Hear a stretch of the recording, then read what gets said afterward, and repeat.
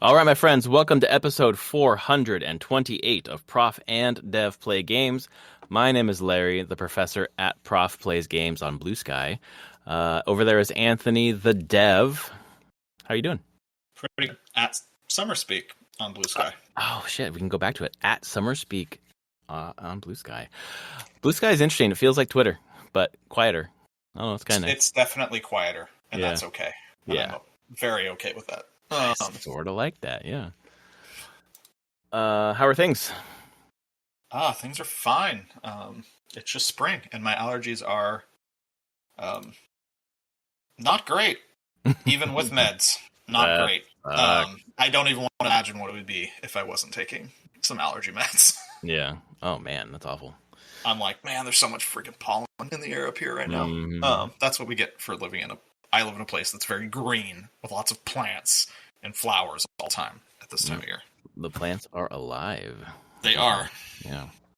My body doesn't know what to do with it. Sneeze. Yeah. Congestion. Histamine. Yeah. Ugh.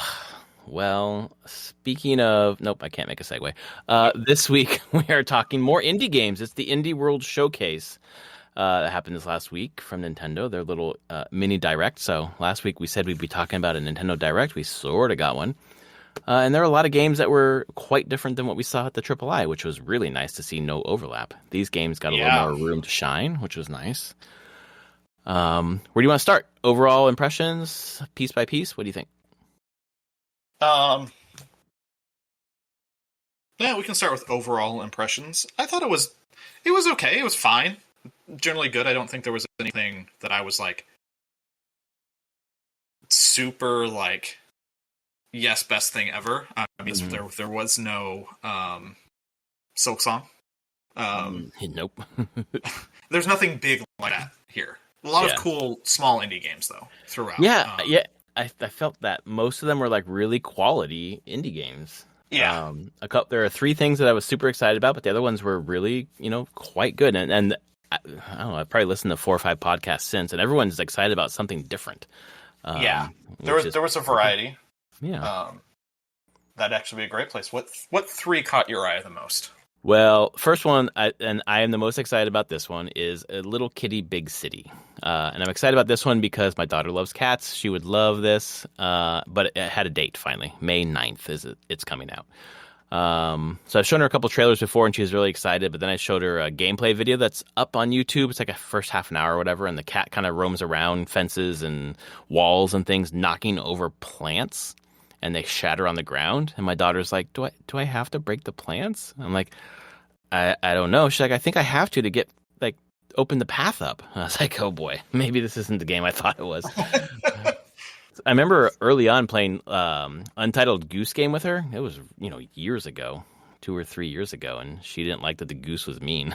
So breaking rules. Yes, man, breaking rules. She was not a big fan. Cats don't have to play by human rules. Yes, they exactly. don't have the same rules as humans. That's right. Actually, by their rules, they have to knock those off. Like, they see something on the edge of a fence or something, they have to. That it's thing's in my way. Knock it part off. of the rules that they have to live by. It's cat DNA. Yeah. So that one stood out. And then the next one that I was very excited about is Teenage Mutant Ninja Turtles Splintered Fate. It's on Apple Arcade. I've played it. I don't like playing it on a little touchscreen. I guess I could hook up my controller. But this would be great on a gamepad. And it's Hades-like, but it's Turtles. And it's decent. From what I played so far, it's decent. So I'm excited to get that on the controller. And then the last one that I was excited about was the last one, actually, SteamWorld Heist 2. Looks really good. And coming out soon, August 8th. So is the Turtles game co-op? God, I don't know. It's team up with friends for co-op gameplay. So yes. Oh, okay. Is it co-op online, or is it same like couch co-op? I wonder if I can find out. Let me see if I still have it installed. Because I don't know what it would. I mean, do they even do co-op on the phone version? Maybe it's something. That's what I'm wondering if I can pull it up and see. But it's not downloaded. Shoot. Okay. Um, but yeah, co-op gameplay. That could be Thinking about fun. like a Hades-like co-op. I guess there's a couple. Wasn't there another one on this direct or somewhere else? There was like a Hades-like co-op. There's been there was one. I think we talked about it. The Triple I. There's something in there. Yeah, that's probably it. I don't have to. Top of my head, I can't completely remember. Mm-hmm. Uh, So what about you? Connection. Mm-hmm. I'm looking here. I am actually okay. going. I think it basically says includes modes or features for which an internet connection and a paid membership of Nintendo Switch Online is required. So I'd assume that means that you need to have Nintendo Switch online to play multiplayer. Yep. Okay, that makes which sense. would assume that would be online multiplayer. Yeah. Yeah. That's cool. Yeah. For me, you kind of mentioned like first one, the cat, Little Kitty Big City. I am down for that. It's so freaking cute. It looks really good. Yeah. Like, the style, the whole thing. Like, yeah, that trailer really sold it to me. But I really, this shouldn't come surprised for me wanting weird crap. Refined Self. Yes, that sounds right up your alley. Yeah, I saw the trailer. I was like, yes, give me this like really weird pixel art. It looks neat. Personality test game. I don't even know, but I'm like, I'm down for these like little weird mini games. Kind of visual novel-y, venture-ish game-ish thing. Yeah. The reason why I was laughing is because the first time I watched this indie showcase was I just listened to it on my drive, so I wasn't watching. So of all the games, I was like, "What the fuck is this?" And I was like, "Oh, that's probably one Anthony would like." Yeah. Oh man, that's so funny. That one, and then you get a bonus for me. I'm again from the weird standpoint, Lorelei and laser eyes. People are really stoked about this one. I'm intrigued. I don't know if it's gonna be exactly for me, but I'm very intrigued by that trailer and the style they're going with, the immersion. Yeah, it's a big puzzle riddle solving game. But I'm very curious how, with the twist, I guess. We'll see. But the other one that caught my eye, and it just doesn't have a date yet, is Europa. Interesting. I love the look of Europa. Yeah. From a trailer standpoint, it just caught my eye of being like, yeah. I don't know I wonder if it's coming out on other things other than Switch. I would imagine so. So for folks who don't know what this one is, it's on the moon, Europa, a lush terraformed paradise in Jupiter's shadow. An android named Z sets out in search of answers. Run, glide, fly across the landscape, solve mysteries in the ruins of a fallen utopia, and discover the story of the last human alive. Looks very non-combat focused, big open world traversal, Breath of the Wild vibes, but without combat. More focused on the puzzle solving. This looks really neat. I love the art style. It's very watercolory. But yeah, that one really caught my eye as well.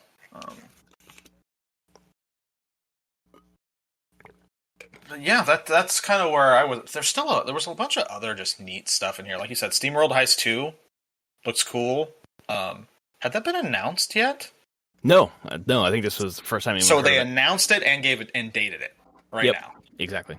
That's impressive. I'll be honest. I didn't play despite having it. I have not played the first one yet. It's their tactics. Turn-based game. Oh, someone described it as something plus worms, basically. Yeah, kind of. Yeah, that makes. But turn-based tactical worms, kind of thing. Looks really neat. There was a lot of kind of weird stuff in this. There's like just super weird duck detective. The duck detective one was certainly strange. Another Crab's Treasure showed up too in the sizzle reel, basically. That's coming out soon. When I say soon, it comes out this week. Jesus, which is pretty cool. There were a couple of games on the Japanese one as well. I don't. Bo Path of the Teal Lotus was on there, which is a game that I think I picked up for Fantasy Critic. And there's a really cute penguin climbing game. Yeah, there's Valley Peaks. Oh yeah, I think right. That's where you're a frog. I think that's what you're doing. I can't remember. Like everyone looks like a frog, and you're climbing. And I thought you're like, are you using your tongue to climb? I don't know. Again, there's a lot of really just more bizarre stuff in this indie world than I think a lot of indie worlds. Well, there's the Shim game, which is the shadow 3D platformer, integrate light shadow animation. A lot of the podcast people have been really excited about that one because they've played the demo. I guess it was at SGF last year. So people have seen it. So you're basically just trying to jump from shadow to shadow and walk along the shadows to get from place to place. I think it looks really neat. I love the art style. I think overall this whole thing just showed like a lot of times the indie world. I don't know if they can necessarily feel samey, but this one definitely felt very different and eclectic compared to previous indie worlds. This one really had an identity compared to some other ones. Well, I mean, some of them were like cozy farm identity. So I guess they had this one was just like, hey, there's a lot of different stuff going on here, like the Stitch game, and there's the one like you're like running a sticker shop and you can make your own stickers. Now, for some reason I thought that had come out before, but maybe not. Maybe maybe I've just seen it at a previous indie world. Now they're like, here, it's coming out. Because it comes out August 17th. Yeah, so it's not out yet. I don't know. It was a wild one. I enjoyed it though quite a bit, and I feel like you liked something enough to grab it for indie showcase. We didn't even talk about that one, I guess. Was that in here? Is that? I thought it was. I thought that was part of the. It was part of Triple I. Yeah, they were not in here. I think it's coming to Switch though. I could be wrong, but yeah. See, there I go mixing them up.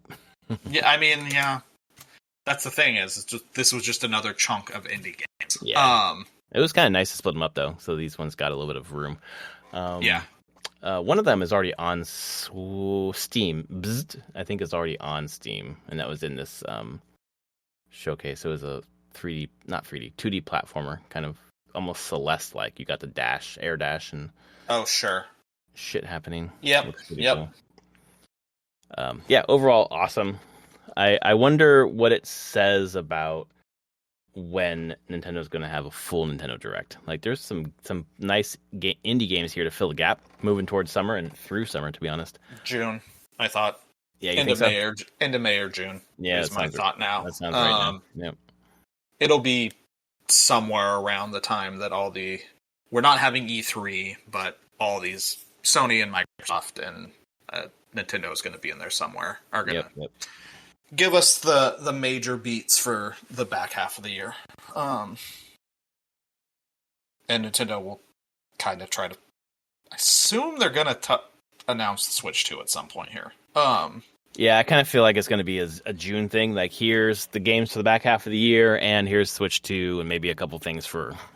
Here's Switch 2. It's backwards compatible completely. So feel free to buy any of the games you want. It will just read the same carts and go. Yeah. Which is good because I'm now starting to pick up some games that I didn't pick up this generation that I want to have physical before they're gone. So I don't know what's some of these like, for example, I picked up a Bravely Default 2 because I'm going to want to play that, and waiting this long, I suppose, has been nice because I got it for $30. There's some stuff that is weirdly rare physical now. Exactly. Tokyo Mirage Sessions is kind of a physical copy of that.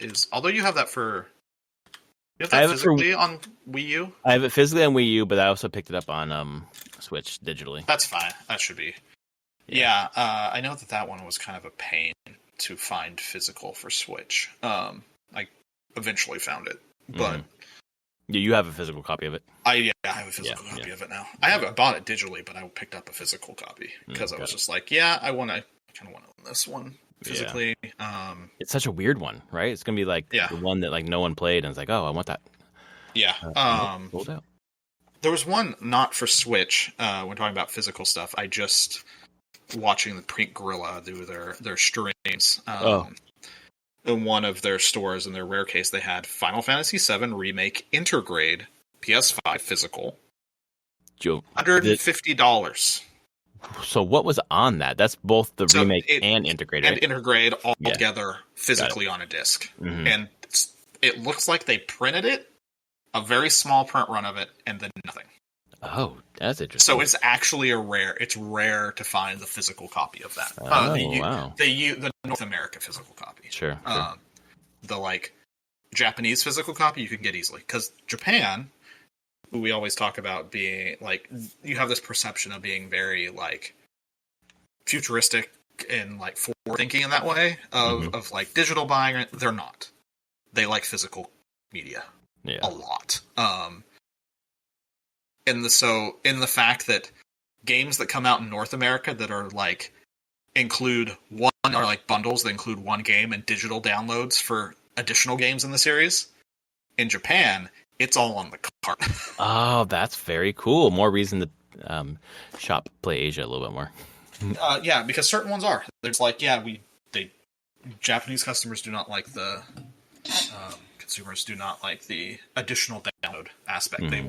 They want it all on the cart, all on that purchase. So they'll also reissue carts if they go back to reprint. Oh, that's cool. And there's patches, and they'll reissue the cart with a new version of the game on it. So it doesn't require downloading a patch. Oh, that's cool. Yeah. I'm like, but we live in North America, and everyone is fully moving to the digital yes, absolutely. age. Mm-hmm.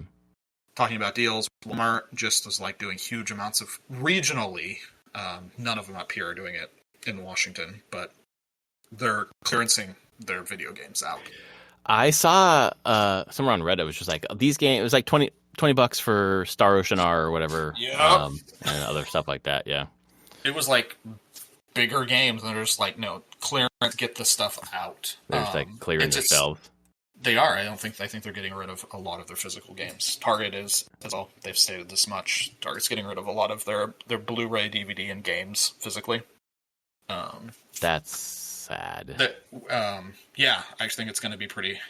We are moving in the next few years to being pretty hard, probably, to get physical games from a physical store. Right. You'll have to order them online and hope you get them. I went into a Best Buy like a month ago. I haven't been into a Best Buy for a long time. Mm-hmm. I don't recommend anyone go in there. It's sad.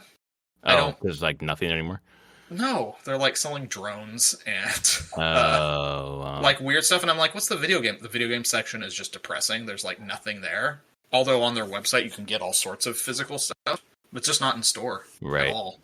And is it because like the shelf space is needed for something else? I don't know. I think they're just downsizing completely. Like, interesting. I don't know how much people even physically go into those stores anymore. Yeah, I mean, I haven't gone for a very long time.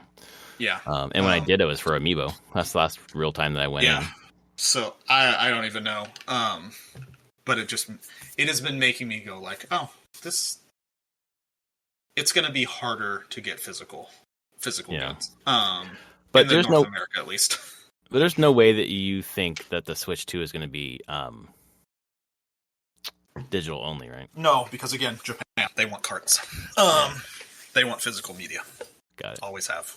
And so I think Nintendo being very, very Japan-centric in their thinking is all about physical. Still, I say that, and then I think Sony, though, is moving away from it. Or at least trying it pushing in the same way that Microsoft is pushing there. They're kind of working in tandem in their thinking. They get more money by not selling physical. So I do wonder what the PS5 Pro that we're kind of hearing rumors about right now. I wonder what they're gonna have, if they're gonna have a disk detachable. drive, yeah, or if it's gonna be detachable, exactly like the Slim. Because I don't need and kind of don't want a PS5 Pro, but when I got the digital PS5, I thought if they do a Pro, I will get a disc one so that I can kind of merge my PS4 Pro and my PS5 into one thing and kind of offload those two systems and just have one unified system. We can continue down this potpourri. Did you see the specs on that? I did. Do I understand them? No, which I'm glad I have a podcast with you. The easiest way to say is the fact that it is the GPU will be pushing about 45% faster. Okay. CPU is not changing too much. So if there's games that are CPU bound, this isn't really going to change that much. Got it. But most games aren't CPU bound, I'll be honest. That's not the issue. But so there'll be the GPU will be about a 45% bump, and then about 2 to 3 times better ray tracing performance. Okay.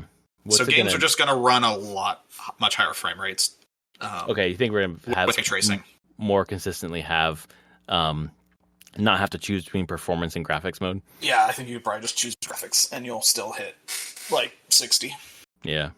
If not, and then 4K potentially. Better 4K at higher frame rates. Mm-hmm. So, I mean, it's just going to work along that stand front. Supposedly, like better sound audio is in there as well. Interesting. So I don't like a better audio chip and processing. Mm-hmm. So we'll see what happens there. But mostly, it looks like it's a big GPU increase, and it's pulling in a lot of features from newer AMD hardware. So I imagine it's not something that you feel like you need. Not necessarily. I'd be honest, if I do end up getting a new TV, I might want one. Yeah, that's good point. Because I only have a 1080p TV right now, so it doesn't matter. But I am considering getting a 4K OLED by the end of the year, and if I got a 4K OLED, I might want a PS5 Pro that can make things look real pretty on that TV. Right. But again, I don't know, because there's not been a lot of rumors on like price. And if price is a premium on the current price of a PS5, I'm not going to pay more. Yeah, I think the rumors are like $600. Yeah, I probably won't do that. Yeah, for me, it's so close to the Switch 2. I'm not going to, I just bought a Steam Deck. I'm not going to buy a PS5 Pro and then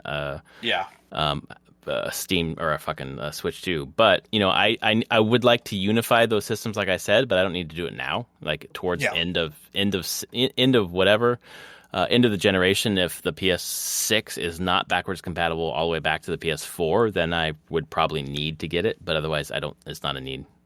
Yeah. Something that I can wait on, which is not usual for me. But I just have no interest in really doing that. So yeah. I don't think so. I'd have to choose if I'd want to trade in my current PS5. Like I wouldn't have 2 different PS5s. Yeah, exactly. Right. Unless someone else in your house wants to use that nope. one, I guess. Yeah. Nope. No. Yeah. We don't have multiple TVs, so. Oh, that's true. Yeah, it wouldn't make any sense. There's no one that's just the thing. We'll fight over it. I could move one in here to be next to my computer instead of moving it back and forth sometimes. Right. But that's true. I don't need to do that. Yeah. Yeah. Yeah. What have you been playing? Final Fantasy XII. That's me too. A lot. I was looking at your achievements. I was like, Jesus Christ, man, this guy's tearing through shit. Yeah. Well, I know how to play it. What I need to do in the game. But you're doing a bunch of hunts. It looks like. I have been doing. I've done every hunt that I can do right now. I'm at the point where you get hunts that are quite a bit higher level than you, and I'm working to doing those by grinding different things out. Level 50 now. That's what I just got. My average. That's the achievement I just got. Was my average party level is now 50. Yeah, that's when I saw. Yeah. But then I've been doing a lot of the hunts that are the clan mark hunts, the Mont Blanc's hunts, which are quite a bit harder. Yeah. And get even harder going forward from where you're at. I think I have 1 or 2 left at the point on those. But yeah, I'm just back in the game. I've been doing different grinds for different loot so I can trade it into the bazaar to get some of the top end weapons. I think I've gotten 2 so far. I've gotten the best gun in the game, and I've got the best, not mace, hammer? Something that the Foebreaker can use. Yeah, I think it's a hammer. You would know, but I think it's hammer. I think it's hammer. It's not a mace, because it always confuses me that there's hammers and maces, and I'm like, why? I had the same confusion. They serve the same purpose. Yeah. The thing is, with this game, like, I'd have to find it on the wiki again. All the weapons use different calculations for how they deal damage. What stats they're using behind the scenes. Oh, right, like strength or whatever. Strength or not. Bows and guns don't use the character stats. What the fuck do they use then? They're not calculate. They're calculated on the weapon's power. Oh, that's why you can give it to like a white mage. Like the white mage machinist is a great combo because you can give a really good gun to the white mage and it doesn't care about the strength or dex stats. I think I do have a white mage machinist.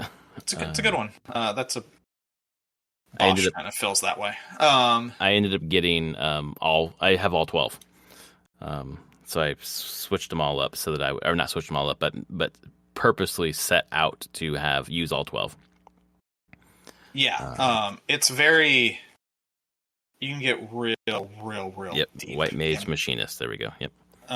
Guns damage. Yeah, guns damage is the attack power of the weapon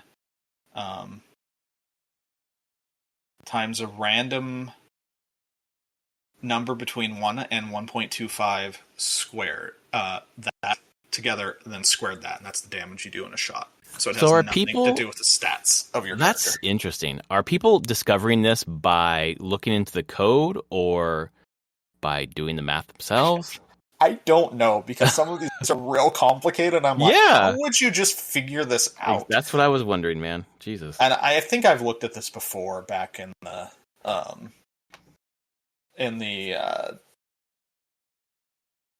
PS2 version, International Zodiac Job System version, because I was trying to like understand it. And I really I'm like, people must be just looking at, I don't even know how they would look at the code, honestly. They'd be deciphering hex to figure this stuff out. Because it's compiled. Like, you're not just looking at the code, looking at this. And no one has any decompiled unless this stuff was published in one of the Ultimania that came, like the strategy guide. Japanese might have had this stuff published in it, being like, this is the calculation that spears use. Right. Which, my God, I look at this thing and I'm like, okay, spears, you want strength. Cool. Yeah, it's crazy. Like, some weapons care about the defense of the enemy, some weapons don't. Types don't. Katanas use magic power and strength in their calculation, which is why Bushi Knight is really good. Mm-hmm. Because you take Bushi, which gives you all the magic potency nodes on your license board, and you take Knight, which gives you all the strength potencies, and so you get the best of both worlds. I'm looking because I have that. I have Baltier using Baltier. I have him as a Bushi and a Foebreaker, so maybe not the best combo there. Foebreaker's probably still fine. I bet it is. Has a bunch of I think it has a bunch of damage nodes as well. It does, and then he has pretty high magic potency. So I've been going through and doing the lore, picking up a bunch of the lore ones, the increased physical attack, increased magical. And it's been good. I'm enjoying it. I was mentioning in the Discord, I didn't know. I keep going into the menus to switch between 2x speed, 4x speed, and I kept seeing the acquire gil, acquire LP, and I was like, what the fuck is this? And I click on it, and it was like, you will change your game forever if you do this. So I was like, well, I don't want to touch that. I'll just go like read about it. And it basically just like you click on it and it gives you the maximum amount of gil or LP that you can have. And it was really interesting how you said in the Discord, like it doesn't really break the game late game. Like maybe it speeds things up in the middle, but eventually you have all the license points anyway, so it doesn't really. Yeah, it's where I'm at. Like at level 50, there's maybe 2 or 3 nodes on each board I don't have, and they don't matter right now because I don't have the item that it's for. Sure, like I don't have ribbons right now. Like, why am I going to buy the license for the ribbon? And I don't have ribbons yet. I have to work at getting my ribbons. You're smarter than me. I got to the ribbon one. I was like, it's 125 license points. Huh. That must mean it's good. I will pick this up. And I'm like, why did I do that? I don't have ribbons. Yeah, I have that. I like a bunch of the license boards. I have like the top end, like the best weapon for that class. I haven't bought that yet because I don't have those weapons yet. So, but everything else is basically bought on the boards. Yeah. So that's fine. Like, I'm not really hurting on money. I've got over 200K right now, and it's just going to go going up because I don't have anything to buy. I'm done buying things. There are a few things to buy. Some of the late game bizarre recipes that I can work towards cost like 200K. But I'll have plenty of money at that point. Like, exactly what I said there and what you're explaining. Like, if you do those, that's fine. The mid game is going to be trivial for you overall.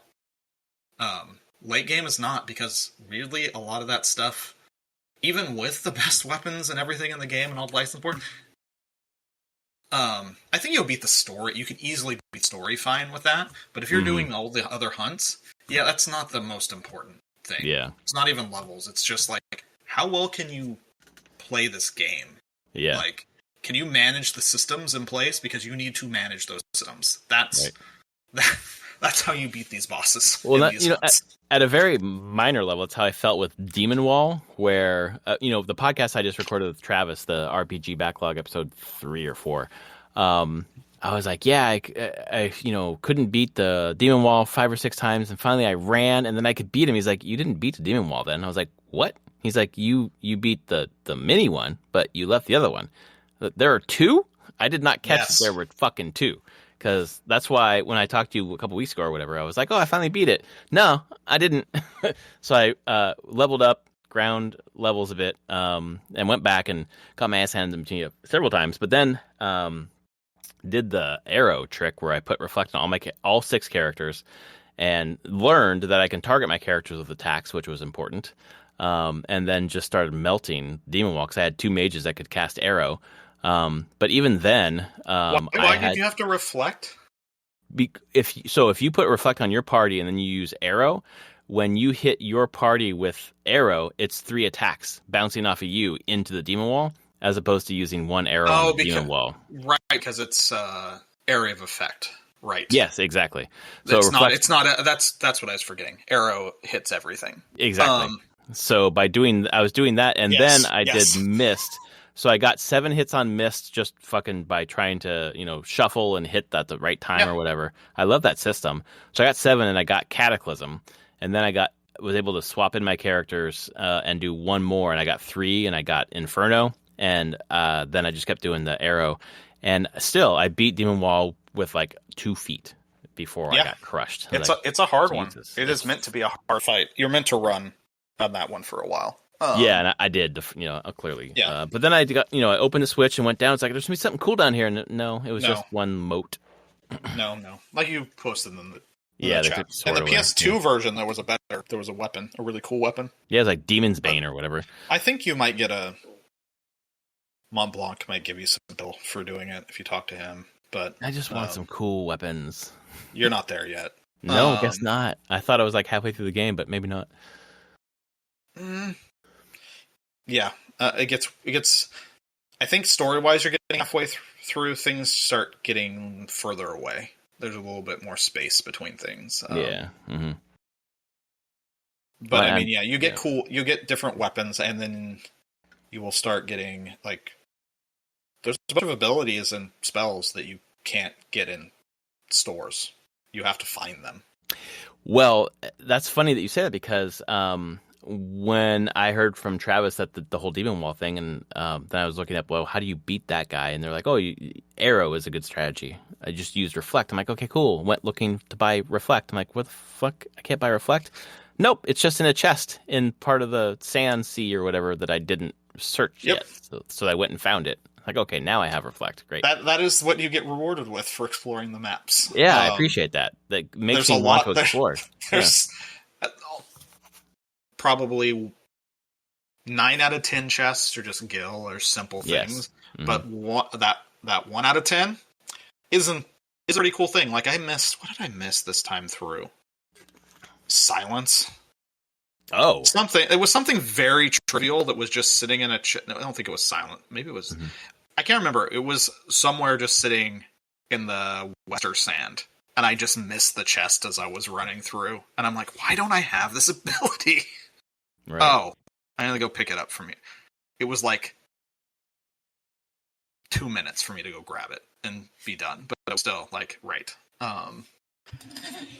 There's a lot of stuff in the game that's hidden. I wouldn't even call it super hidden. It's just like, explore and you'll find the things. And I still hold that you only see about 50% of the game if you do the story. Yeah, except I'm starting to roll into like different caverns and stuff that you said were optional. That I wasn't doing super well. Left, and I'll come back later probably. There's 3 completely optional zones, like the caverns. That's one of the included ones. And then the mines areas, so like the Lusu mines, has like where you've been. There's and there's probably 2/3 more of that area that you have no access to right now. That's really completely optional.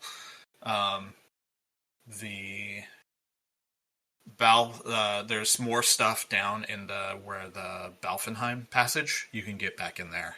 The Balfenheim passage. Yeah, there's a whole bunch of stuff in there that you have to do side quests to get access back into it again, and there's a whole nother area of that place.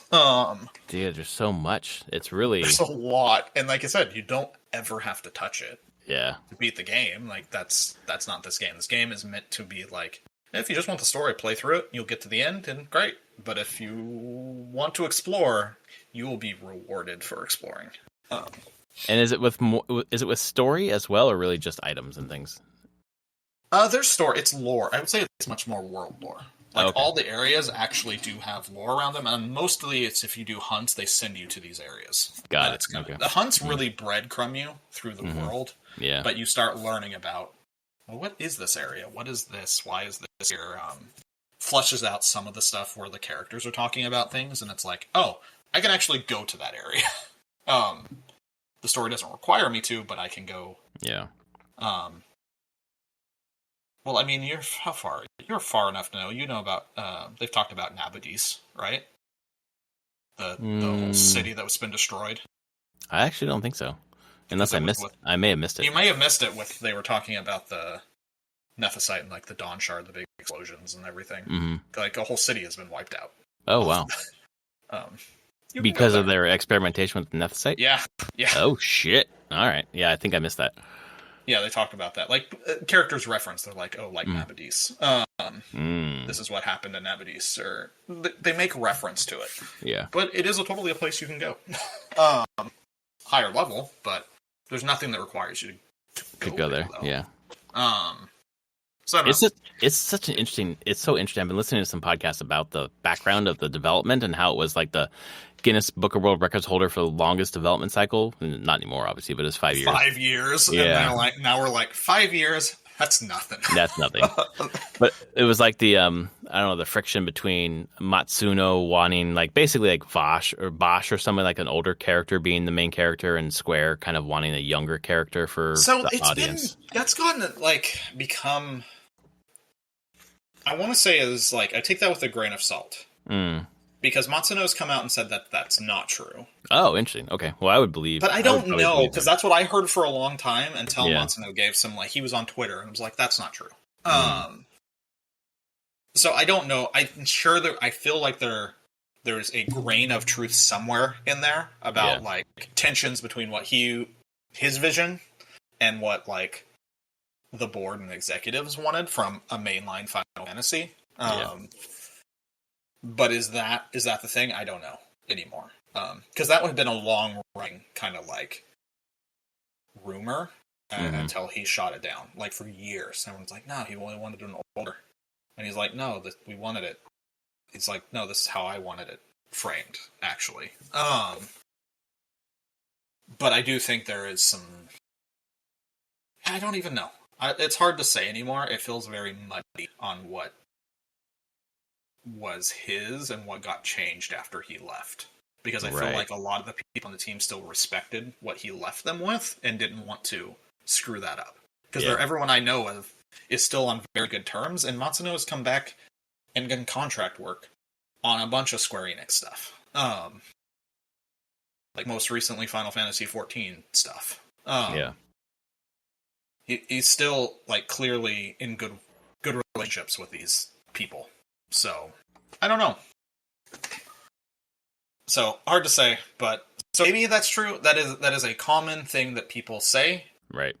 Don't know if it's actually true anymore. Okay. I thought very much very true for a long time until he said otherwise publicly, and then was like, well, okay, I will choose to believe him. I don't believe he is trying to save face or do anything like that. Like probably no reason to. Yeah. I feel like things are just more complicated than that.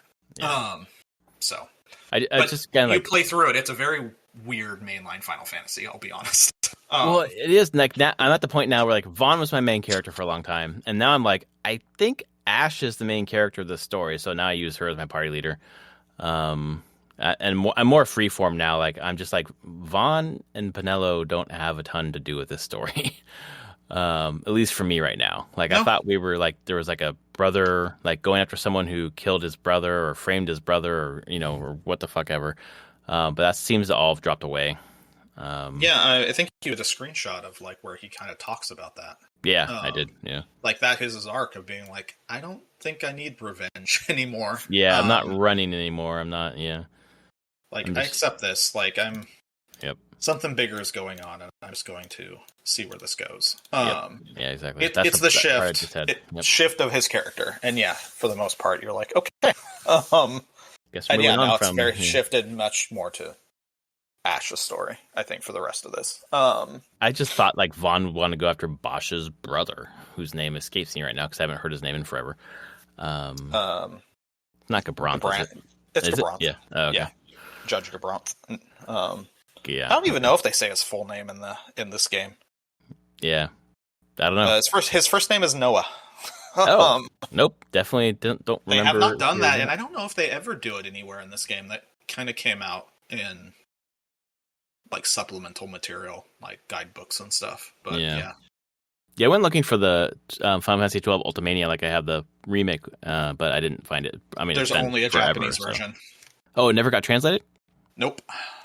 There's never been there's only the Japanese version. Okay, that makes sense. They're translating the Rebirth one right now, which is nice. Yeah, but the best you can find, and it's pretty expensive, is there was a Prima guide. Yeah, I saw that guide Zodiac edition, like collector's thing that goes for $100+. It's really cool. I'm probably gonna at one point break down and buy it. If I ever come across a nice looking copy of it. But yeah, weird game. I'm still, I don't know. This game is very comfort food to me in so many ways. I just run around and set up really cool gambits and just watch my characters wreck shop. I've been playing a lot more with them. It's really fun to have like the 3 pages of gambits and kind of like here for this situation, here for that situation. Yeah. The one where I want to cast arrow on my party. Okay, great. Exactly. It's good. I've been playing that, and then I got ahead of Travis. So I played Intergrade quite a bit, actually. Yuffie and Sunan, I think. They synergize super well together. That synergy mechanic, which I got played up more in Rebirth, started here, and it's really interesting. The way it just adds like a whole extra layer to the combat. and then it's moving. If I sat down in one evening, I'd finish it. I'm about 25% through the second chapter, and there's only 2 chapters. But it's great. Yeah. Yuffie is ridiculous. She plays so interestingly compared to the other characters. Oh, she's I love how she plays in Rebirth so much. And I can't remember. I think it's very similar. Like, she can basically attune to a materia type. Yes. A damage type, and then she just goes insane. Yep. She was starting to become a pretty mainstay in my party in Rebirth, because I was just like, I want to be able to hit all elemental weaknesses. Why wouldn't I use her? I guess I haven't figured out how to select which one, and maybe there's a way to do that in Intergrade or... In Intergrade, you can change. It's part of not Intergrade. Rebirth. You get to use her ability, and that you choose which. It's like fire, ice, wind. Like, you could choose what you want. The Captain Planet. Yeah, pretty much. Yeah, but it's good. Cool, it's good. I want to get into God damn it! I want to get into Rebirth sooner than later, because I want to take time with it and finish it before August 10th. So that's my deadline. August 9th, I suppose. What's that deadline? What's going on? That's the Final Fantasy VII Rebirth concert that I'm going to in Los Angeles. Right. It's only Rebirth. So as opposed to the one I went to with you, where I was like, oh, this is cool. The music's great. I love being here. I don't really know these games that well. Now I'm like, I fucking know these things. And now I really want to know this one. So I've been listening to the Remake soundtrack a lot. My daughter has been listening in the car. We have a just kind of a video game collection of different songs. Some are slow, some are fast. She likes the heavy songs. So then I switched over to Remake, and she was like, this is great. So she's listening to the music to Remake. It's so good. It's really good. Yeah. Oh, man. So, yeah, I've really just played 12. Did I touch anything else this week? I don't think so. I was pretty tired most nights.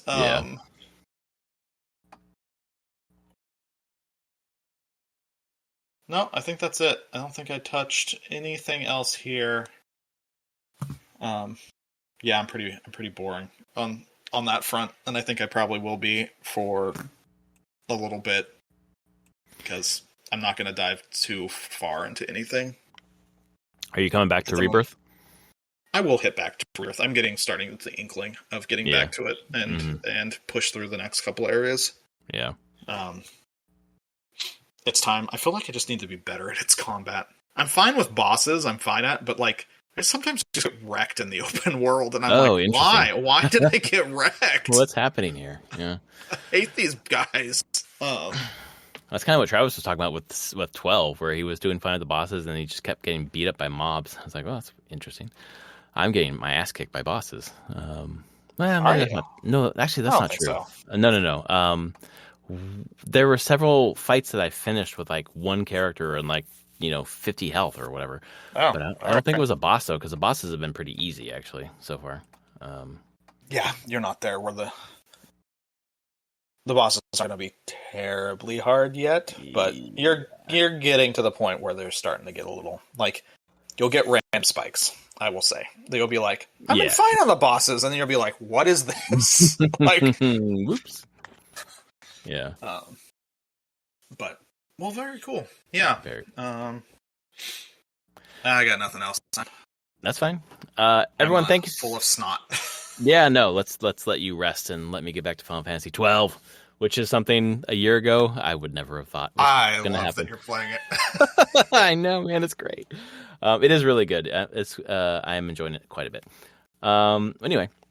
Thanks for listening to episode 428 of Prof and Dev Play Games. If you like us, please rate us on your podcast service of choice, and do check out the new feed is up. At least I published it 2 days ago. It's still coming online, but it's the RPG backlog, where we're going to start with Final Fantasy XII Deep Dive. Basically, instead of a deep dive, it's just Travis and I playing along and realizing we don't know what the fuck's happening, and we like talk to each other about like, I can't do this, and I'm like, oh, you do it this way, and he's like, I can't do that, and I'm like, oh, you do it that way. We're teaching each other how to play the game.